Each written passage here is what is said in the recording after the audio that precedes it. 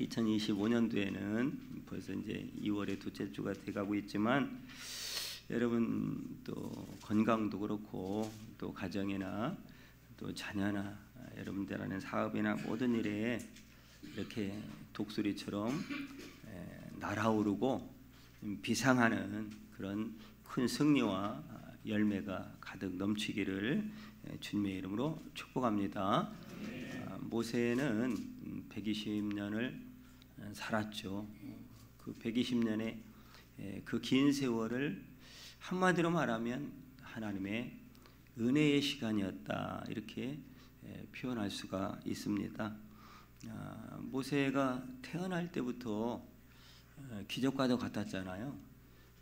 그 당시에는 바로가 이렇게 남자아이가 태어나면 나일강에 던져 죽이라고 하는 법이 시행되던 때였어요.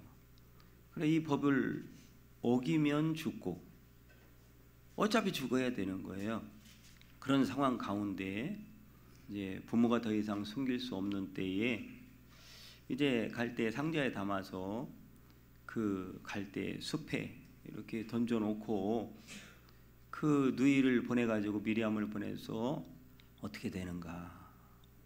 그런데 하필 그 모세가 담겨있는 갈대 상자 곁으로 다가온 사람이 누구냐면 그 어린아이가 히브리인들의 어린아이가 나면 죽이라고 명령했던 그 아버지 바로 왕의 딸 아닙니까? 인간적으로 보면 이럴 수 없는 거예요. 인간적으로 보면 이럴 수 없는 거잖아. 인간적으로 보면 이거는 절체절명의 위기가 찾아온 겁니다. 한마디로 말하면 최악의 상황. 여러분도 이 최악의 상황을 아마 만나본 분들이 계실 테고, 우리 대한민국도 어떻게 보면 지금이 또 한 번의 최악의 상황이 아닌가 이런 생각을 하게 되죠. 그런데 하나님이 절체절명의 최악의 상황인데 하나님이 그 공주에게 은혜를 주시니까, 그 마음을 만져주시니까 이게 웬일입니까? 그 모세를 공주의 아들로 삼는 거예요. 왕궁으로 데리고 가는 거예요. 이거는 하나님만이 하실 수 있는 말 그대로 기적이죠. 그가 하나님의 은혜로밖에는 말할 수가 없는 거죠. 거기서 뭐합니까? 40년 동안 앞으로 하나님이 크게 사용할 그날을 준비하면서 애굽의 문물을 공부하게 되는, 그러니까 이거는 사람으로서 뭐 유학한 것도 아니고 계획한 것도 아니고 뭐 스펙이 좋은 것도 아무것도 아니라고 하나님만이 베푸실 수 있는 은혜 속에 있었던 게 바로 모세다. 더군다나 여러분, 젖먹일 그 유모를 찾는데 그 유모가 하필 그의 친어머니 요게벳에게 딱 걸리는 거예요. 그러니까 이게 지금 기가 막히잖아요. 그러니까 그 돈을 받고 그 아이에게 젖을 먹이고 그 어린 시절 가장 중요한 때 엄마의 품에서 자라고 가르침을 받게 되는, 히브리 교육도 받고 애굽 교육도 받게 되는, 이것은 하나님의 베푸르신 은혜라고밖에는 말할 수가 없는 거죠. 여러분 나이 40이 되었을 때는 아직 좀 120년을 살은 3분의 1 중간이니까 아직은 철이 없잖아요. 혈기만 그냥 왕성해가지고 동족의 그 아픔을 보면서 막 분노해가지고 그래서 그 사람을 죽여버렸어요. 이제 더 이상 왕궁에 살 수가 없는 거예요. 오갈 데 없는 그 모세를 위해서 하나님은 이도로의 가정을 준비시켜 놓으시고 그 미디안 광야 이도로의 집에 보내서 거기서 돌봄을 받고 십보라 만나서 결혼도 하고 두 아들도 낳고, 이게 또 뭐냐 이 말이에요. 이 모든 것이 다 하나님의 은혜로밖에는 설명이 안 되는 거예요. 그래서 왕궁에서 40년 준비한 것과 또 다른 40년을 그 미디안 광야 이도로의 집에서 다른 방향의 준비를 하는 그런 모세의 기가 막힌 일정이 진행이 되는 거잖아요. 그리고 모세가 80세가 되었을 때 이제 하나님께서 모세를 부르는 거예요. 왜 모세를 이 자리에 부르는 것일까요? 그건 정확히 3장 7절에 말씀을 하고 있어요. 그게 뭐냐면 여호와께서 이르시되 내가 애굽에 있는 내 백성의 고통을 분명히 보고 그들의 감독자로 말미암아 부르짐을 듣고 그 근심을 알고. 그러면 하나님은 다 보고 계셨고 알고 있다 이 말이에요. 이 모세의 현재까지 80년의 생활이 하나님의 은혜였다면, 아니 하나님의 은혜였던 것처럼 우리 비전교회가 창립된 지 설립된 지 몇 년 됐습니까? 네? 주보는 보셔요? 17권이잖아요. 17년 동안 하나님의 은혜였는 줄 믿으시길 바랍니다. 마찬가지로 다 지난 16년의 세월을 보고 계셨어요. 어떤 성도가, 어떤 목사님이, 어떤 장로님이, 어떤 집사님이, 권사님이 어떻게 신앙생활을 하고 교회 생활을 하는지를 다 보고 계셨다고. 여러분, 어느 날 모세가 이 이드로의 장인의 양떼를 먹이기 위해서 호렙산 기슭을 돌아다니고 또 이를 보러 다니고 있을 때에 오늘 말씀에 자세히 설명이 되어 있는 것처럼 꺼지지 않는 불꽃을, 가시떨기에 불이 붙은 것을 보면서 저게 뭐지 하고 가다 보니까 하나님을 만나게 된 거죠. 그때 하나님이 모세에게 말씀하는 거예요. 그게 바로 10절이잖아요. 10절에 보니까 이제 내가 너를 바로에게 보내어 너에게 내 백성 이스라엘 자손을 애굽에서 인도하여 내게 하리라. 그러나 이스라엘로서는 이 시간이 어떤 시간이냐면 그동안 400년 동안 430년 동안 애굽의 종살이로 있다가 드디어 한 민족으로서 비상하는 놀라운 하나님 나라의 모형으로서의 하나님 나라가 출범하는 굉장히 중요한 그 민족의 비상을 앞두고 있는 중요한 순간이었다라고 하는 거죠. 여러분, 그렇게 한 이유는 7절에 설명했던 것처럼 다 알고 보고 있었기 때문에 모세를 지도자로 부르시고 세우신 거다라고 하는 거죠. 그러면 여러분, 하나님은 한국 교회도 너무나 잘 알고 계시다는 거죠. 얼마나 영적으로 지금 부패해 있는지, 얼마나 갈팡질팡하면서 혼선을 겪고 있는지, 목회자들과 지도자들이 얼마나 많은 힘을 잃어버리고 의기소침해 있는지, 또한 얼마나 교회들이 인본주의화 되어 있는지, 하나님의 뜻보다 사람의 뜻을 추구하고 하나님의 방법과 하나님의 능력이 아닌 인간적인 수단과 방법을 추구하고 하나님의 영광을 드높이지 않고 사람이 영광을 받으려고 하고 하나님의 거룩한 교회를 마치 자기의 소유인 것처럼, 인간의 사람의 소유인 것처럼 주무르고 있는 이 현실을 하나님께서는 너무도 잘 속속들이 알고 계시다는 겁니다. 뿐만 아니라 하나님께서는 대한민국의 현실도 너무 정확히 알고 계십니다. 사람들이 얼마나 물질의 노예가 되어 살아가고 있는지, 돈이면 다 된다는 이 가치관 속에서 허덕이고 있는, 평안을 잃어버린 이 시대상을 다 보고 계신다는 거죠. 무질서는 극에 달하고요. 여러분, 법의 권위를 잃어버리고 혼란이 가중되고 있는 우리 형편을 하나님은, 대한민국의 형편을 하나님은 잘 알고 계신다는 것. 또한 저 북한 땅에 굶주리고 예배 자유가 박탈당한 많은 동족들의 피눈물을 우리 하나님은 다 알고 계신다는 것. 더 나아가 전 세계적으로 전쟁과 기근 속에 고통받는 이 지구촌의 고통의 신음소리도 다 듣고 보고 알고 계신다는 것. 이러한 이러한 때 하나님은 대구 비전교회가 세상에 물들고 세상에 세속화되지 않고 이 말씀이 선포되는 강단이 거룩한 오염되지 않은 강단이 되기를 원하시는 줄 믿으시기를 바랍니다.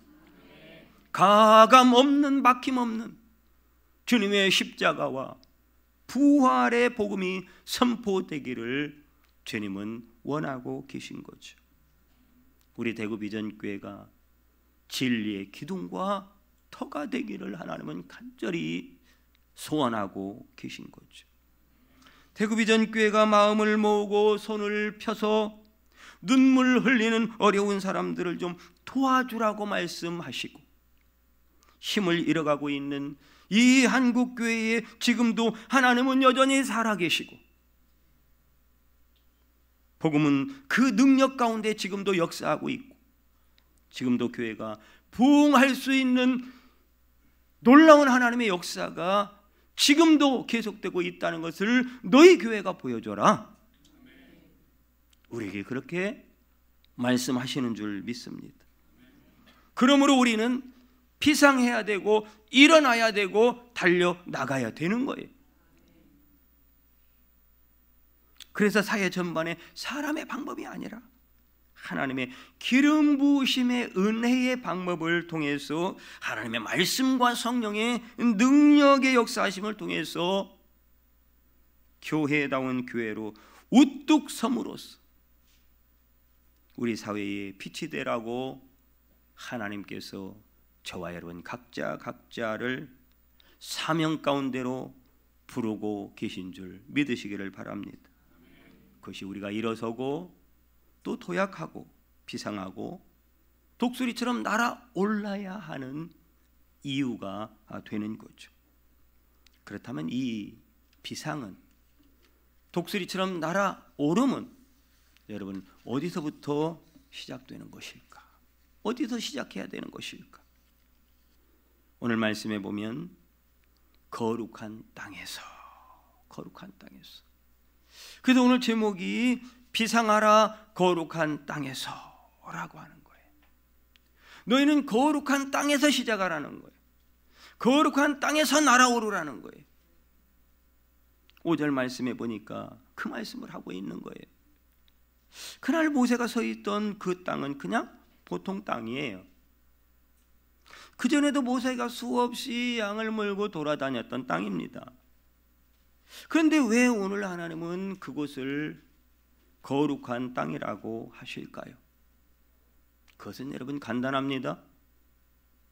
거룩하신 하나님께서 거기 그 자리에 그 장소에 계시기 때문에 그 땅은 거룩한 땅이 되는 겁니다.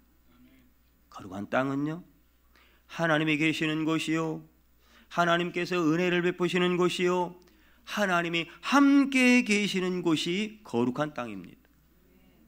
여러분 어디서 시작할 것입니까? 하나님이 계신 곳에서 다시 새롭게 대구비전교회가 시작되어야 할 줄 믿습니다. 하나님의 은혜 속에서 시작하는 거예요. 하나님과 함께 시작하는 거예요. 그 이후 40년 동안 모세가 비스가산 꼭대기에서 하나님의 부르시는 그날까지 모세가 얼마나 많은 환난과 어려움과 비난과 두려움과 고통에 그 역경을 무릅쓰면서 그 길을 갔습니까마는 굽히지 않고 끝까지 승리할 수 있었던 힘은 어디서 온 것일까? 그가 하나님의 땅에서, 거룩한 땅에서, 하나님의 은혜 가운데서 하나님과 함께 시작했기 때문인 줄 믿으시기를 바랍니다. 저는 대구비전교회가 이와 같은 하나님의 거룩한 땅에서 다시 시작하기를 원합니다. 은혜의 땅에서 다시 날아 올라 비상하기를 원합니다. 그러면 하나님의 거룩한 땅에서 시작해야 되는데 그 방법이 뭘까? 오늘 성경은 그 방법을 알려주고 있어요. 그것은 바로 뭐예요? 신을 벗으라는 거죠. 신을 벗으라. 여러분, 신발이라고 하는 것은 여러 가지 용도로 사용을 하죠. 발을 보호하기도 하고요. 또한 걷는데 편리하게 해주는 그런 용도도 있죠. 그리고 발이 다치지 않게 하기도 하고요. 그런데 고대 사회에서는 좀 달라요. 고대 사회에서의 신발은 그 사람의 신분을 얘기해요. 그래서 좀 잘 살거나 높은 신분을 가지고 있는 사람들의 신발은 좋아요. 그 당시에도 가장 좋은 재질로 좋게 만들어 신었어요. 고급 신발이죠. 그러나 여러분, 그렇게 신을 신고 사는 인생만 있는 게 아니에요. 맨발의 인생도 있어요. 기붕이 같이 맨발의 인생. 그 맨발의 인생은 더럽죠. 그리고 조금만 걸어도 발에 이 피가 나고 부르트고 상처가 나고 별 볼일 없는 거죠. 그렇게 인생 살아가다 보면 그 발이 누적되어서 아주 험한 꼴에 보기도 거북할 정도의 아주 험한 발이 되는 거죠. 맨발이 상징하는 것은 한마디로 아주 낮은 하층민, 노예나 아니면 종 같은 존재를 의미할 때 이 신발로 고대 사회에서는 이렇게 표현을 하는 거죠. 하나님께서는 모세에게 그 신을 벗으라고 말씀한 거예요. 이 말씀은 뭐냐? 너는 사람의 종도 되지 말고, 너는 세상의 종도 되지 말고, 너 모세야, 너는 나의 종이 되거라, 이렇게 말씀하는 거예요. 이 목사야, 너는 나의 종이 되거라. 하나님의 종이 꼭 돼야 돼. 사랑하는 장로야, 권사야, 집사야, 너 꼭 하나님의 종이 돼야 돼. 그렇게 말씀하시는 거예요. 이 말씀은 지나간 세월 목사지만 하나님을 의지하지 못하고 자기 꾀나 지식이나 배움이나 학식이나 경험이나 자랑스럽게 여겼던, 또한 너를 교만하게 만들었던 모든 것, 너의 지식과 경험과 힘과 그 모든 경륜들, 그리고 심지어 네가 상처받았던 것들, 너에게 쓴뿌리가 났던 것들까지도 다 버리라는 거예요. 다 벗으라는 거예요. 내 인생 아무 도움이 안 돼. 내 인생 아무 영양가가 없으니까 다 던져버리라는 거예요. 다 버리라는 거예요. 지금 우리가 누리는 이 축복은 우리가 좋은 신을 신었기 때문에, 좋은 시대를 만났기 때문에, 좋은 부모로부터 물려받은 것이 많기 때문에 그럴 수도 있어요. 그러나 여러분, 그래서 그렇다고 말하면 안 되는 거예요. 우리가 지금 누리는 모든 축복은 우리의 자랑거리가 아니라 하나님께서 하신 일입니다. 하나님께서 우리에게 베푸신 은혜예요. 우리는 영광스럽게도, 우리는 여전히 지금도 가난하게 힘들게 고통 가운데 10년 수십 년 우리 부모 대에서부터 지금까지도 그 고달픈 인생을 살아가는 사람들이 있음에도 불구하고 우리는 영광스럽게도 하나님께서 베풀으신 은혜를 받아 누린 것이고, 여러분, 그 일을 행하신 분은 하나님이시지 우리를 자랑할 것은 아니라는 거예요. 지난 우리 대구 비전교회의 17년은 하나님께서 은혜를 베푸는 시간이었고, 우리 비전교회는 그 은혜를 받는 시간이었음을 기억하시길 바랍니다. 우리가 신을 벗으면 하나님은 우리를 맨발로 그냥 부르트도록 두지 않아요. 신명기 8장에 보면 뭐라고 말합니까? 그들이 맨발로 광야를 지난 것 같지만 그 발이 부르트지도 안 했고 헤어지지도 않았다고 말씀하고 있어요. 그게 뭡니까? 신은 벗었지만 하나님의 은혜로 우리를 안고 가셨다라는 것이고, 하나님의 긍휼과 자비가 수도 없이 넘치도록 부어졌다는 거 아니겠어요? 그러므로 우리에게, 모세에게 내 신의 발에서 신을 벗으라는 것은 이제 하나님이 은혜의 신발을 신겨 주신다는 거죠. 올 한 해 하나님께서 우리 비전교회에 복을 주실 줄 믿습니다. 큰 은혜를 베풀어 주실 줄 믿습니다. 우리 교회가 힘을 얻어야 돼요. 우리 성도들이 힘을 얻고 부흥해야 돼요. 부흥될 줄 믿습니다. 이 시대상을 바라보면서 이 꺼져가는 등불과 같은 침몰해가는 배와 같은 대한민국을 바라보면서 위축되지도 말고, 경제 상황을 보면서 겁을 먹지도 말고, 강하고 담대한 용기를 가지고 우리 모두가 부흥을 위해 앞으로 믿음으로 은혜의 신발을 신고 나아갈 수 있기를 축복합니다. 이런 용기, 이런 담력은 여러분 어디서 오는 것일까? 답은 하나죠. 하나님이 살아 계시기 때문이고, 그 하나님이 임마누엘로 저와 여러분과 비전교회와 대한민국과 함께 하고 계시기 때문이에요. 여러분, 참 대구에 제가 온 지가 이제 1년이 넘어가는데 이렇게 눈이 많이 온 적이 거의 별로 없어요. 전혀 없었던 건 아닐 것 같은데, 제 기억으로는 대구 온 역사상 이렇게 눈이 많이 오고 또 왔어도 금방 누가 없어졌지, 이렇게 오랫동안 눈이 쌓여 있는 적을 본 적이 없어요. 그 어린 시절 생각이 나더라고요.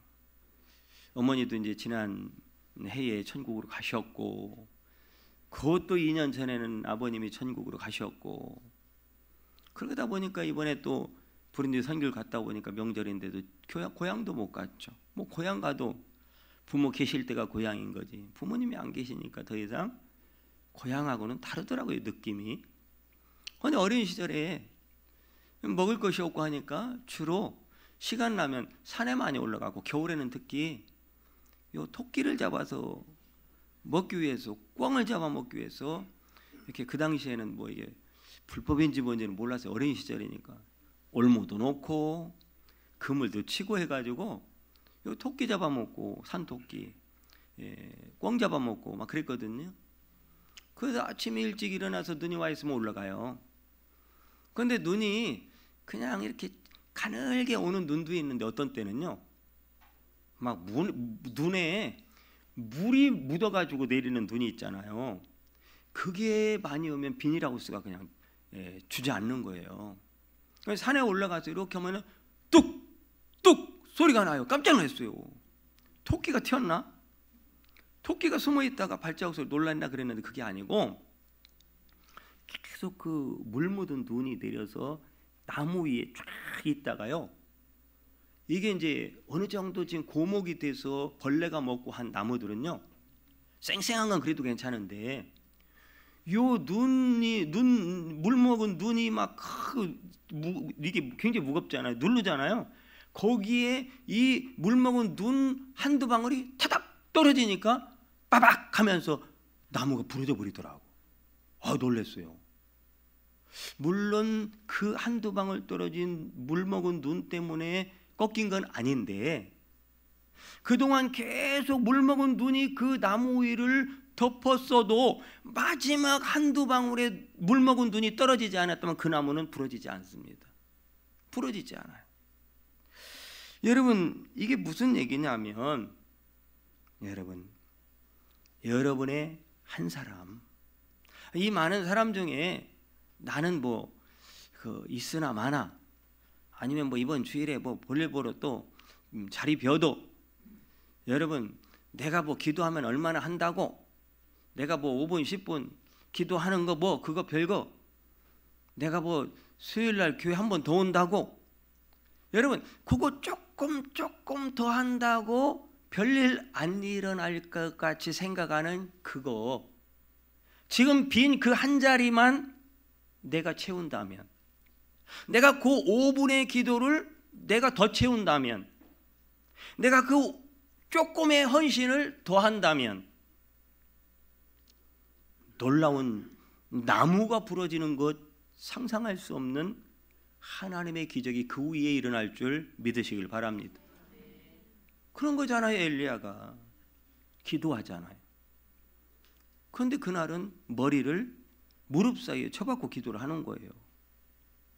그런데 기도를 시작했어요. 사환한테 물어봐요. 야, 뭐가 보이냐? 안 보이는데요. 두 번째, 뭐가 보이냐? 안 보이는데 이상하다. 또 머리 접하고 기도하는데 6번째까지 기도했어요. 그런데 우리가 잘 알잖아요. 7번째 기도하니까 그 작은 구름 하나가 일어나더니 그게 큰 비를 몰고 오는 거, 놀라운 역사가 있는 거 알잖아요. 그러면 여러분, 아니 기도해도 아무 일이 안 일어난다고 6번까지는 기도했는데, 아이고 그 한 번 더 한다고 뭐 되나?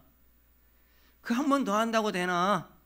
그래서 7번째 기도를 안 했다면 아무리 6번 기도했다 할지라도 큰 비의 역사는 일어나지 않습니다. 여러분, 일어나지 않아요.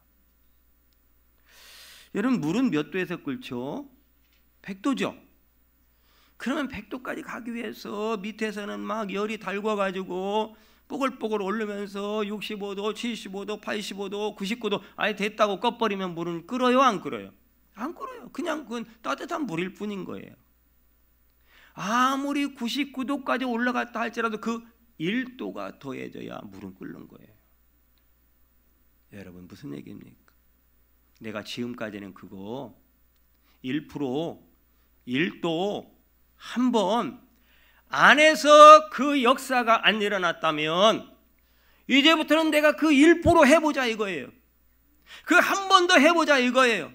기도 한 번 더 해보고, 빗자루 한 번 더 들어보고, 감사 한 번 더 해보고, 헌신 한 번 더 해보고, 헌금도 한 번 더 해보고, 사랑도 한 번 더 해보고, 때론 봉사도 한 번 더 해보고, 선교도 한 번 더 해보고, 한 번 더 해보자 이 말이에요.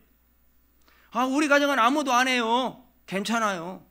아무도 안 하니까 엄마인 나라도 그 1%, 그 1도, 그 한 번 더 해보자 이거예요. 엄마도 안 하고 애들도 안 하고 아무도 안 해요. 내가 가장인데, 그래요, 가장이 하면 되는 거예요.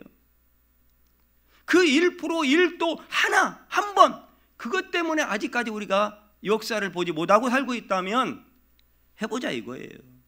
가장인 내가 해보고, 목사인 제가 해보고, 집사인 여러분이 해보고, 에스더처럼 이때로 위함이 아닌 줄 어떻게 아십니까? 하나님의 역사가 일어날 거예요. 내가 그 1% 한 번 더 내가 해보겠습니다. 지금까지 못해서 그런 줄 아는데 내가 한번 해볼게요. 그럴 때 하나님이 그 위에 은혜를 더하사 역사가 일어날 줄 믿으시길 바랍니다. 우리 한 사람은 눈 한 방울과 같지만요, 그 한 점의 눈이 얹어질 때 나무가 부러진다니까요. 여러분, 한 사람 한 사람이 거기 보태지면 하나님의 은혜의 손이 딱 얹어질 때 그 오병이어의 기적 같은 역사가 왜 우리 비전교회 역사가 아니라고 생각을 하십니까?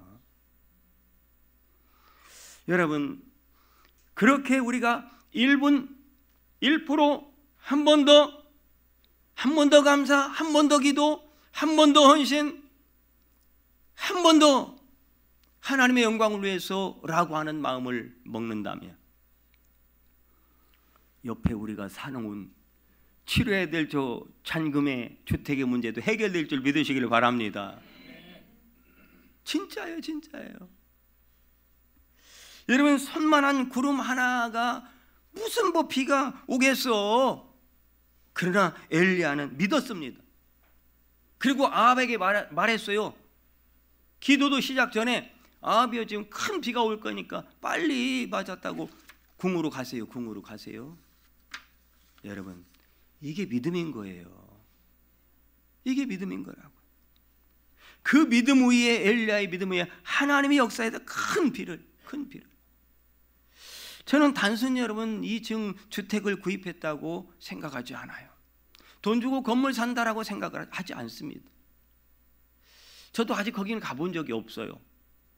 그런데 가서 계약하신 집사님에 의하면 1층에는 막 방이 3개나 있고 2층에도 방이 3개가 있는데 2방을 하나로 헐어가지고 큰 방이 하나 있고 또 작은 방도 있고, 마당에는 우리 어른들 가서 막 고기도 거먹거먹 줄 것 같고, 그 지하는 그냥 반지하도 아니고 계단 2개만 내려가면 되는데 지하 같지도 않은 그곳이 있는데 거기서는 막 찬양대 연습도 하고 애들 청소년들 탁구 대놓고 탁구도 치면 좋을 것 같고, 옥상에는 테라스를 만들어 가지고 우리 교인들 가서 점심시간에도 방이 많으니까 우리 여전도에 남산교회 가가지고 어른들도 가서 좀 누워 있기도 하고 차도 마시고 담소도 나누며 이렇게 하면 좋을 것 같다고 얘기를 하시더라고요. 할렐루야. 근데 여러분, 제가 이 주보를 보다 깜짝 놀랐어요. 잔금 납부일이 4월 15일이에요. 우리 교회 창립일이요 4월 12일이요. 주일 하나 왔다 갔다 차이더라고. 그리고 지금 우리 교회가 몇 년 됐나 했더니 17년 됐어요. 그죠? 아니 17이 성경에 어디에 나오지 하고 제가 곰곰이 묵상을 하다 보니까 창세기 17장에 나오는 거예요. 하나님이 드디어 13년 만에 아브라함에게 나타나서 나는 전능한 하나님이라, 내가 하겠다라는 거죠. 너는 연약해도 믿음 없어도 부족해도 전능한 하나님 내가 하겠다라는 거잖아요. 그래서 하나님의 역사가 시작이 되는 거잖아요. 저는 이 숫자를 보면서 깜짝 놀랐어요. 우리가 돈 갖고 하는 것도 아니고, 우리는 지금 대출받을 생각하면 지금 머리가 아픈데 이것저것 복잡하면 안 돼요. 하나님의 역사는 언제나 단순했어요. 그냥 하나님이 하실 거, 하나님이 하시니까 하나님이 책임져 주시겠지. 여러분, 마태복음 13장 33절에 보면요 천국 비유가 나와요. 거기에 보면 무슨 내용이 나오냐면, 한 여인이 서말 가루 속에 요 누룩 한 점을 넣어서 부풀게 한 것과 같다. 이게 천국 비유예요. 가루 서말은 세상입니다. 믿음 없는 세계를 말해요. 우리의 환경을 말합니다. 아무것도 할 수 없는 어려운 환경을 말해요. 고난을 말하고 불가능을 말해요. 그런데 아무리 불가능할지라도 이 누룩을 그 속에 쭉 집어넣어 놨더니 시간이 가니까 이 누룩이, 조그마한 누룩이 그 서말을 다 부풀게 해서 요리해서 맛있게 먹을 수 있는 밀가루가 되더라, 이 말이에요. 중요한 건 그 누룩이 진짜라면, 그 누룩이 진짜라면, 저와 여러분들이 하나님의 사람이 맞다면, 믿음의 사람이 맞다면, 나는 물 먹은 눈 한 방울과 같은 작은 누룩일지라도 반드시 놀라운 기적의 역사가 일어날 줄 믿으시기를 바랍니다. 우리 교회가 비상하고 날아 오르도록, 그래서 어두워진 세상의 빛과 등불이 되어 빛을 하고, 하나님은 또 한 발짝의 지경을 넓혀 주셔서 지금 이 상태로는 안 되기 때문에 더 큰 일을 할 수 있도록 하나님이 전환점으로 저 주택을 주신 줄 믿습니다. 하나님이 그 일을 하시겠다고 사인으로 주신 줄 믿습니다. 아니, 주택을 계약하자마자요 어떤 장로님과 권사님이 여기 주택 구입 헌금, 목적 헌금을 다 하셨더라고. 뭐 잘 살거나 돈이 있는 분도 아니에요. 그런데 정성껏 특별 헌금을 했다는 걸 느껴져요. 여러분, 그것만이 아니라 성령 기도회 때 지금 외부에서들 성도님들이 오시는데요, 지난주에는 성령 기도회 했잖아요. 그때 그 전에 이미요 그 모 교회 다니는 집사님 한 분이 지가 부른데 가기 전에 목요일 날, 제가 월요일 날 갔잖아요. 목요일 날 성령 기도회 끝났는데 갑자기 후다다닥 하는데 보니까 그 남자 집사님 아버님이 돌아가셨대. 근데 금요일 날이라도 가봐야지 했는데 도저히 선교 준비 때문에 갈 시간이 안 돼서 따로 그냥 부의금만 보내고 말았는데, 그렇게 했어요. 그런데 장례 치르고 와가지고 다 이거 정리하고서 부의금 남은 전액 500만 원을 우리 비전교회 주택 구입 헌금으로 드린 거예요. 눈물이 나더라고. 저는 하나님의 일하심을 봤어요. 단순히 돈의 액수의 크고 적음이 아니라. 그 또 부산에서 오시는 분이 또 그날 이번 성령 기도회 때 또 100만 원을 들고 왔어요. 부산 세계력교회 집사님인데 세 분이 오시거든요. 그런 줄 알았어요. 그런데 그 집사님들의 또 대표 집사님이 계셔. 그분이 갑자기 저한테 하는 말이, 사모님하고 우리한테 하는 말이 뭐냐면, 너는 왜 가만히 있냐 그러더래요.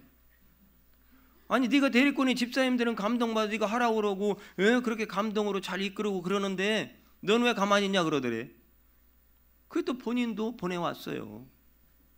얼마라고는 얘기를 못하지만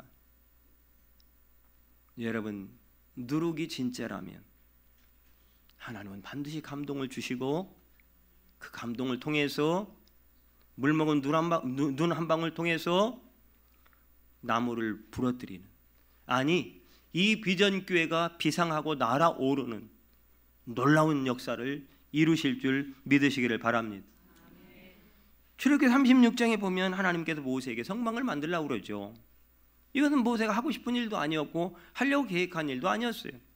그냥 하나님이 하시고 싶은 일이었고 하라는 일이었고 하나님의 비전이었습니다. 그 일을 하기 위해서는 사람이 필요하죠. 그래서 오홀리압과 부살레를 붙여주시고 나머지 엔지니어들도 붙여주셨어요. 근데 중요한 건 물질이잖아요.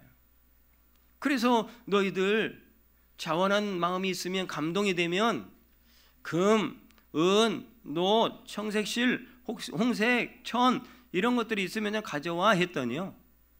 그냥 막 가져오는데 너무 많이 가져와가지고 이제 그만 가져오세요. 이렇게 할 정도로 넘쳤습니다.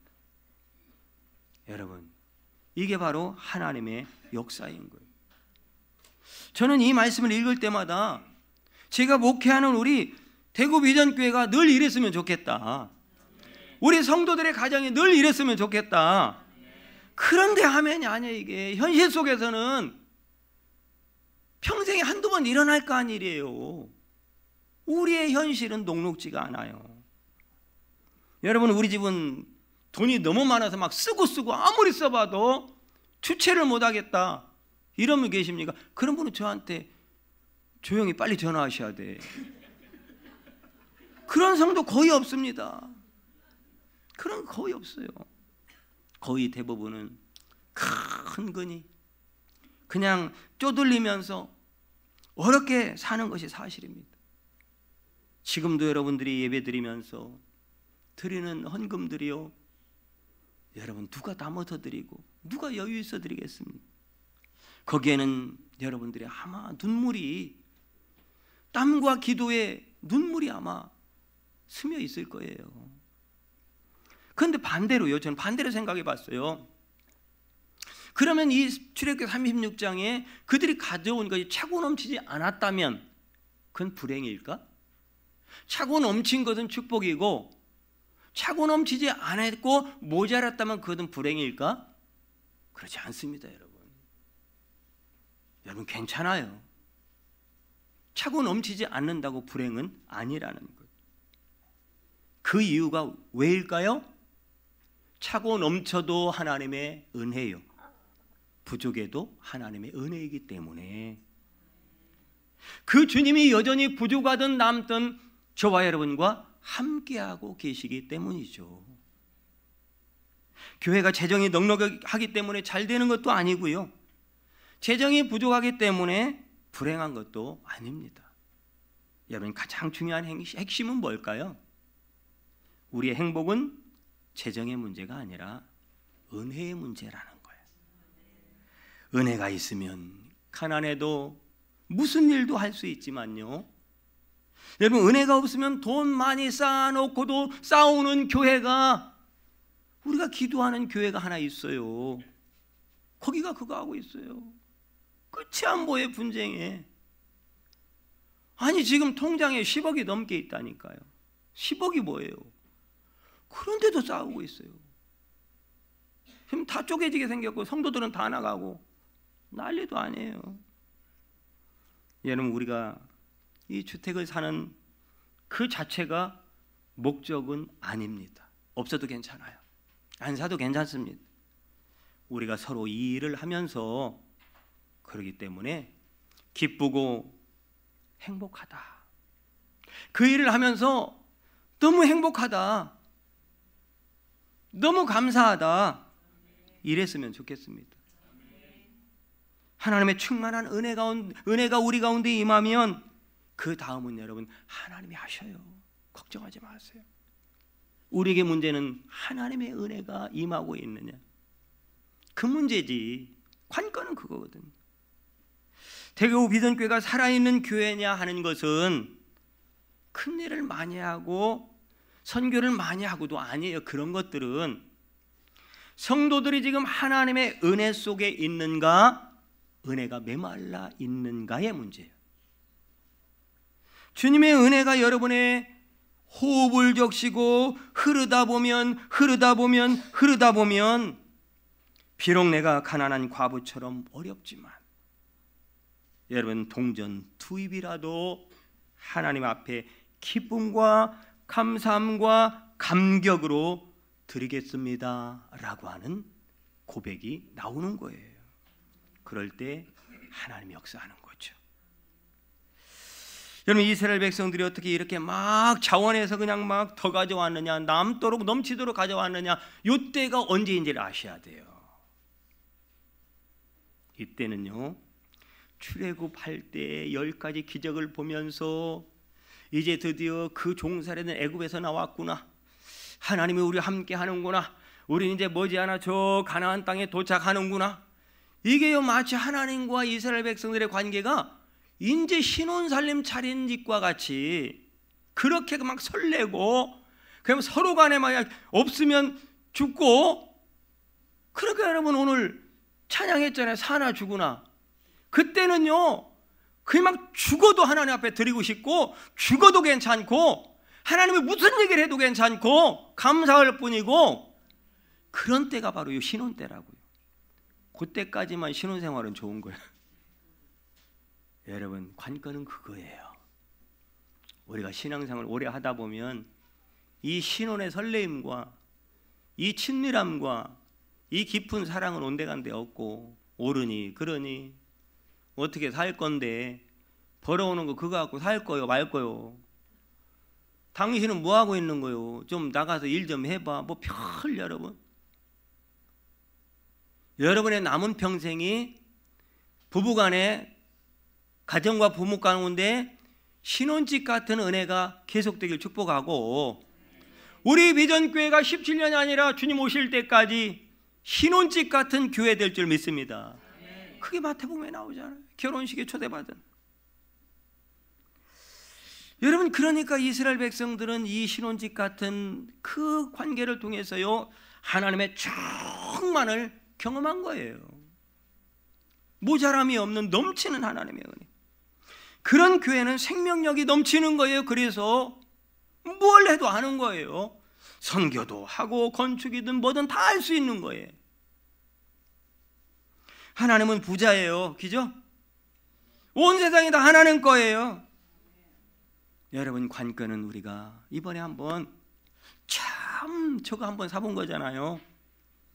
그런데 한번 참 하나님이 던져줘 본 거예요. 이게 이제 시작이에요. 시작. 하나님의 상상할 수 없는 놀라운 기적의 역사를 이미 준비해 놓고 있어요. 왜요? 우리가 등불되라고. 이 대한민국에 소망을 밝히는 빛이 돼야 되니까, 예수님이 하나님의 자존심으로 살아가야 되니까. 그래서 이렇게 한번 툭 던져줘 봤을 때 우리가 한번 물먹은 눈 한 방울처럼 모두가 다 한번, 어린아이 어른 할 것 없이, 늙은이 젊은이 할 것 없이 한번 1분만 더, 1%만 더, 한 자리만 더, 조금만 더 한번 해보자 이 말이에요. 역사가 일어날 줄 믿습니다. 이번 기회가 우리 교회가 하나님의 은혜 속에서 비상하는 독수리처럼 날아오르는 그런 교회가 되어서 어둠이 덮고 있는 이 땅에 하나님의 한 줄기 생명의 빛, 소망의 빛이 될 수 있기를 축복합니다. 기도합니다. 주님, 이 놀라운 역사 이루어 주실 줄 믿습니다. 예수님의 이름으로 기도합니다. 아멘.